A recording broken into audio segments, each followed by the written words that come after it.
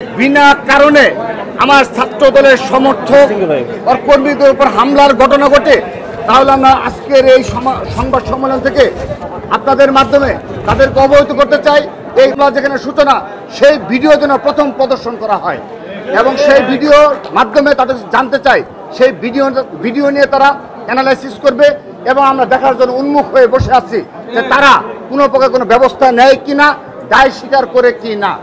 ছাত্র দলের নেতা কর্মীদের হুমকি দিয়ে বলে আমাদের নাকি কি পরিণতি বরণ করতে হবে, তা আমরা তাদের উদ্দেশ্যে স্পষ্টভাবে বলতে চাই, দয়া করে এরকম হুমকি দামকি দিবেন না। ছাত্রলীগের স্টাইলে দয়া করে হুমকি দাবি দিবেন না।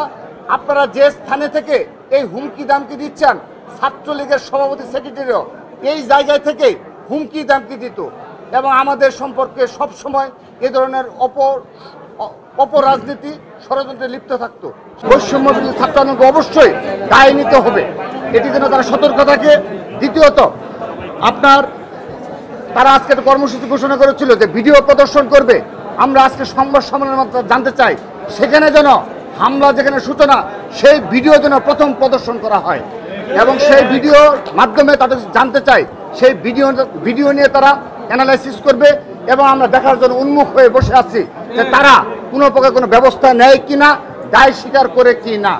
যেন যেভাবে আমাদের একজন যুবদলের একজনকে চিহ্নিত করা গেছে, তাকে সংগঠন থেকে বহিষ্কার করা হয়েছে, কিন্তু আজকে এখন পর্যন্ত এই যে ভিডিওটি অলরেডি সামাজিক যোগাযোগ মাধ্যমে সয়লাভ হয়েছে, সেখানে স্পষ্টভাবে বৈষম্য ছাত্র আহ্বায়কের যে ভূমিকা, অপর নেতৃবৃন্দের যে ভূমিকা, তাদের বিষয়ে এখন পর্যন্ত আমরা বৈষম্য বিরোধী ছাত্র কেন্দ্রীয় কমিটি তাদের কোনো প্রকার কোনো বক্তব্য পাচ্ছে না। অর্থাৎ তারা মবুক্রেসিতে বিশ্বাস করে কিনা, তারা এই ধরনের হামলা এবং পরবর্তীতে বাংলাদেশের কোনো শিক্ষা প্রতিষ্ঠানে যদি এই ধরনের হামলার ঘটনা ঘটে, পুরোপুরি দায় এই বৈষম্য ছাত্র আন্দোলনকে বহন করতে হবে। ছাত্র দলের নেতা কর্মীদের হুমকি দিয়ে বলে আমাদের নাকি কি পরিণতি বরণ করতে হবে, তা আমরা তাদের উদ্দেশ্যে স্পষ্টভাবে বলতে চাই, দয়া করে এরকম হুমকি দামকি দিবেন না। ছাত্রলীগের স্টাইলে দয়া করে হুমকি দাবি দিবেন না। আপনারা যে স্থানে থেকে এই হুমকি দামকি দিচ্ছেন, ছাত্রলীগের সভাপতি সেক্রেটারিও এই জায়গায় থেকে হুমকি দামকি দিত এবং আমাদের সম্পর্কে সবসময় এ ধরনের অপরাজনীতি ষড়যন্ত্রে লিপ্ত থাকতো। সে কারণে আপনাদের নিকট বিনীতভাবে অনুরোধ জানাচ্ছি, আর কখনো ছাত্রদলকে হুমকি দেবেন না। আপনারা যদি মনে করে থাকেন, একটা কথা স্পষ্ট বলতে চাই, যারা পারে তারা কখনো হুমকি দেয় না, তারা বারবার এভাবে সোশ্যাল মিডিয়া অপপ্রচার করে না। সেই জন্য আপনাদের আহ্বান জানাচ্ছি, আপনারা সাধারণ শিক্ষার্থীদের কথা শুনুন, মনের ভাষা বুঝুন।